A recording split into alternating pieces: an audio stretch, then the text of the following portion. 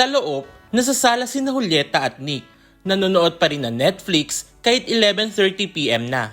Napatingin sila sa pintuan. Nagulat sa biglaang pagbisita ni Nicholson at lalo pang nagtaka nang makita ang kanyang kasuotan.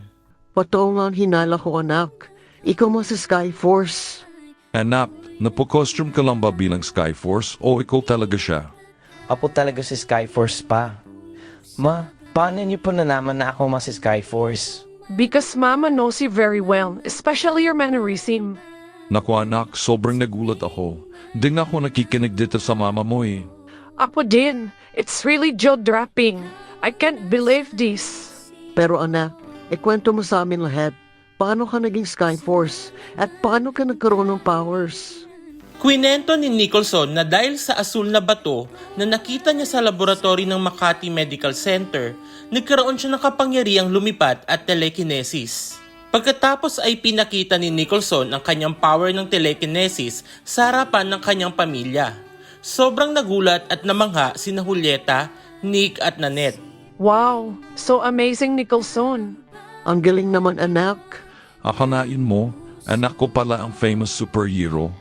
Pero hindi agad ito naging madali. Kailangan ko matutunan kung paano controlling yung powers ko. Ilang linggo rin ako nagpa-practice kasama si Jane. Sino si Jane, anak? Si Jane ang best friend ko, ma. Siya lang ang nakakaalam ng sikreto ko bukod sa inyo. Best friend lang ba talaga? Yes pa. Actually, siya yung gumawa ng costume ko.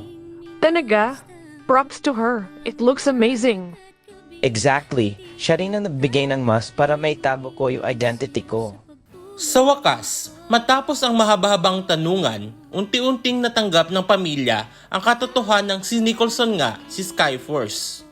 Hindi ko inaasahang magkakaroon ako ng superhero sa pamilya ko.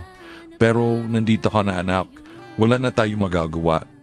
Anak, kahit anong mangyari, alalahanin mo na pamilya mo kami. Kapag kailangan mo ng tulong, huwag kang mag-atubiling lumapit sa amin. Of course, ma. Just be careful, Bunso, okay? I will, Ape. Sa gitna ng pag-uusap ng pamilya, alam nilang nagbago na ang buhay nila mula sa gabing yun. Hindi na lang si Nicholson ang bunsong anak ng Giari family. Siya na rin ang pinakaunang superhero ng mundo. To be continued.